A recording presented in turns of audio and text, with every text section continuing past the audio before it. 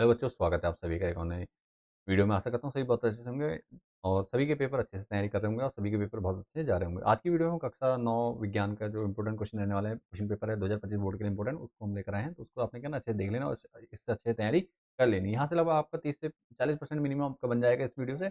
इसके अलावा एक वीडियो और मैं आपको अपलोड कर दूंगा, उस वीडियो को आपने अच्छे से तैयार कर लेना और वीडियो को देख लेना अच्छे से। उसकी बेस पर तैयारी कर लीजिए, आपके अच्छे खासे नंबर आपके बन जाते हैं कक्षा 9 में। ठीक है, पेपर यहीं से आएगा सिमिलर लगभग। तो आपने क्या ना इनको अच्छे से तैयार कर लेना क्वेश्चन को। देखिए 80 मार्क्स क्वेश्चन 3 घंटे का रहने वाला है। पहला जो एमसीक्यू क्वेश्चन है आपका, सही विकल्प चुनना है। तो पहला क्वेश्चन देखिए, पादप कोशिका की भित्ति, ठीक है, मुख्यतः बनी होती है, किसकी बनी होती है आपको बताना है। तो उसका आंसर सॉलिड हो जाएगा। बाकी मैं क्वेश्चन पढ़ दे रहा हूँ, आंसर आप लोगों को खुद ही पता चल जाएगा, आप इजीली कर सकते हैं। ठीक है, एक दो क्वेश्चन के आंसर बता दे रहा हूँ, बाकी आपने क्या करना है, अच्छे तैयारी कर लेनी है अपने नोट से। इसके अलावा मैंने ऑलरेडी वीडियो बना रखी है क्लास 9th के बच्चों के लिए।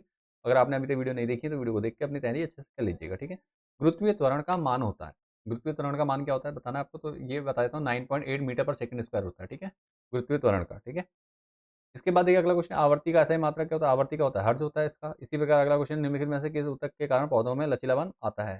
ठीक है, स्क्लेरोन काइमा करके आएगा। ठीक है, ये आपने कर लेना है। उसके बाद देखिए, निम्नलिखित में से सबसे कमजोर बल है कौन सा बल है, ये आपको बताना है। ठीक है, कमजोर बल कौन सा है। ठीक है, कमजोर बल कौन सा हो जाएगा, चुंबकीय बल हो जाएगा। ठीक हो गया, और नाभिकीय बल, गुरुत्वीय बल और विद्युत बल। ठीक है, इनमें से बताना आपको। ठीक हो गया, आगे देखिए, कुर्दरी अंतः प्रद्रव्य जालिका पर दानेदार संरचनाएं होती हैं, किसकी होती हैं बताना है आपको। ठीक हो गया, अगला देखिए, ठोस का द्रव में परिवर्तित हुए बिना वाष्प में परिवर्तित होना कहलाता है। ये आप सभी को इजीली आता होगा, अच्छे से आप तो देख लीजिएगा। ठीक है, अगला क्वेश्चन, निम्नलिखित में से कौन सा पदार्थ एक यौगिक है। ठीक है, कौन सा पदार्थ एक यौगिक है, ये आपको बताना है। मैं क्वेश्चन क्वेश्चन आपको पढ़ दे रहा हूँ जल्दी जल्दी।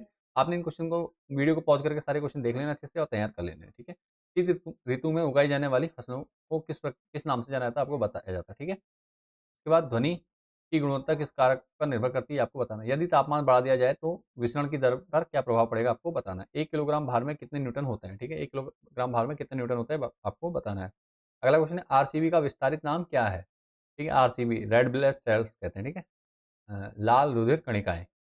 क्या वेग परिवर्तन की दर को क्या कहते हैं आप जानते हैं। उसके बाद अगला देखिए, उस ऊतक का नाम बताइए जो हमारे शरीर में गति के लिए उत्तरदायी होता है। अगला क्वेश्चन है आपका, इलेक्ट्रॉन की खोज किसने की थी। ये सभी क्वेश्चन 1 नंबर के थे यहाँ पे। इसके बाद 2-2 नंबर के क्वेश्चन आपके सामने आ चुके हैं, आपने देख लेने इनको भी। ठीक है, ये अति लघु उत्तरीय प्रश्न है, तो इसका उत्तर लाइन लगभग 2 से 3 लाइन में आपको आंसर देना होगा। तो दो वस्तुओं के बीच लगने वाले गुरुत्वीय बल पर क्या प्रभाव पड़ेगा यदि, ठीक है, एक वस्तु का द्रव्यमान दोगुना कर दिया जाए, दोनों वस्तुओं का द्रव्यमान को दुगुना कर दिया जाए। ठीक है, पहला देखिए। उसके बाद देखते हैं 11, निम्नलिखित में से संबंधित आवर्तियों का प्रास क्या है, ये आपको बताना है। ठीक है, अपसर्पित ध्वनि और परासर्पित ध्वनियों का प्रास क्या होता है, ये आपको बताना है। ठीक है, मिश्रित खेती क्या होती है ये आपको बताना है। ठीक है, मिक्स्ड क्रॉप कहते हैं मिश्रित खेती, नाम से ही पता चला मिश्रित है, तो इसमें क्या होंगे, फसलों का मिश्रण मिश्रित करके बोया जाएगा। ठीक है, टाइम टू टाइम। निम्नलिखित तापमान पर जल की भौतिक अवस्था क्या होगी बताना, 250 डिग्री सेल्सियस पे और 100 डिग्री सेल्सियस पे आपने कर लेना है इंपॉर्टेंट। ठीक है, इसके अलावा 0 डिग्री सेल्सियस पे भी आपसे कई बार पूछ लेता है, या 4 डिग्री सेल्सियस पे। इसके बाद देखिए, पौधों में सरल ऊतक जटिल ऊतक से किस प्रकार भिन्न होते हैं, ये आपको बताना है। अगला है, एक तत्व का परमाणु क्रमांक 4 है। ठीक है, परमाणु क्रमांक 4 है, इसमें प्रोटॉनों और इलेक्ट्रॉनिक संख्या बताइए।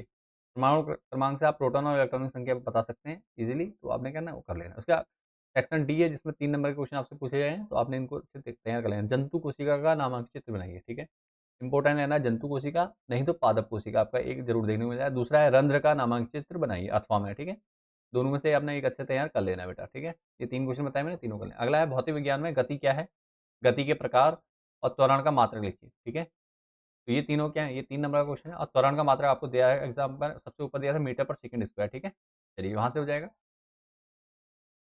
क्वेश्चन नंबर 18 आपका, उत्पादन बढ़ाने के लिए कुक्कुट पालन, मत्स्य पालन, मधुमक्खी पालन में क्या समानताएं हैं, ये बताना है। ठीक है, 3 नंबर का क्वेश्चन है। उसका, एसीटोन पेट्रोल या इत्र डालने पर हमारी हथेली ठंडी क्यों हो जाती है।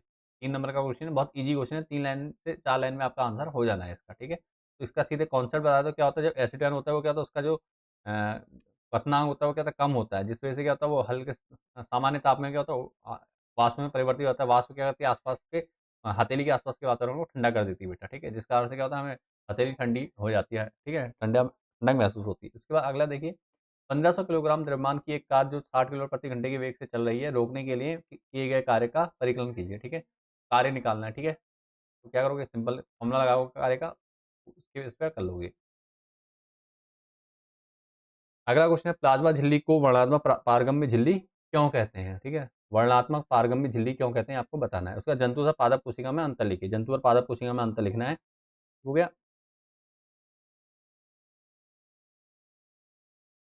जंतु तथा पादप कोशिका में अंतर लिखना है। उसके बाद देखो, ध्वनि की प्रबलता तथा तीव्रता में अंतर बताइए। ठीक है, ध्वनि की प्रबलता तथा तीव्रता में अंतर बताइए। उसके बाद समस्थानिक और संभारिक में अंतर बताना है। ठीक है, अगला है दीर्घ उत्तरीय प्रश्न का जो सेक्शन ई है, इसमें दो दो नंबर के क्वेश्चन पूछे गए हैं, 4 नंबर का टोटल क्वेश्चन एक है। कारण बताइए, जब किसी छड़ से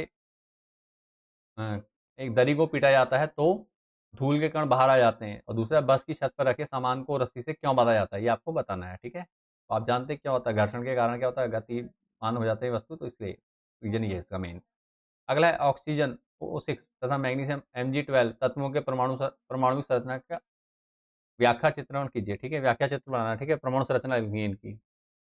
उसके बाद अगला देखो, पेशीय रेशे कितने प्रकार के होते हैं, यहाँ पे O6 की जगह O8 होगा। ठीक है, सभी प्रकार। अगला है पेशी रेशे कितने प्रकार के होते हैं, सभी प्रकार के पेशी रेशों का चित्र बनाकर अंतर स्पष्ट कीजिए। ठीक है, तो 4 नंबर में आपके जो क्वेश्चन के हैं ज़्यादातर वो आपके क्या हैं, आपके डायग्राम वाले हैं, तो इसलिए आपने क्या ना इनका चित्र बनाना है, अच्छे तैयारी कर लेनी। आगे देखो, अगला क्वेश्चन, निम्नलिखित का उदाहरण से स्पष्ट कीजिए। मिश्रण और यौगिक को बताना है आपने। उसके बाद अगला क्वेश्चन है, गुरुत्वीय स्थिति स्थिति ऊर्जा से आप क्या समझते हैं, इसका सूत्र लिखिए। ठीक है, इसका सूत्र बताना। उसका अगला ख है, इसमें 2 नंबर का क्वेश्चन, 40 किलोग्राम द्रव्यमान का एक पिंड पृथ्वी से 5 मीटर की ऊंचाई तक उठाया जाता है, इसकी स्थिति ऊर्जा कितनी होगी, आपको बताना है। ठीक है, अगला क्वेश्चन आपका, धातु तथा अधातु के भौतिक गुणों के आधार पर 4 अंतर बताने हैं आपने। ठीक है, एक एक नंबर के 4 अंतर बताने, इजीली आपको कर सकते हैं। ठीक है, भौतिक गुणों के, भौतिक गुण जानते हैं आप क्या होता है, धातु में चमक होती है। ठीक है, इस प्रकार से आपने बता देना है। ठीक है, कठोर होती है, क्या होती है, ये आपको पता है।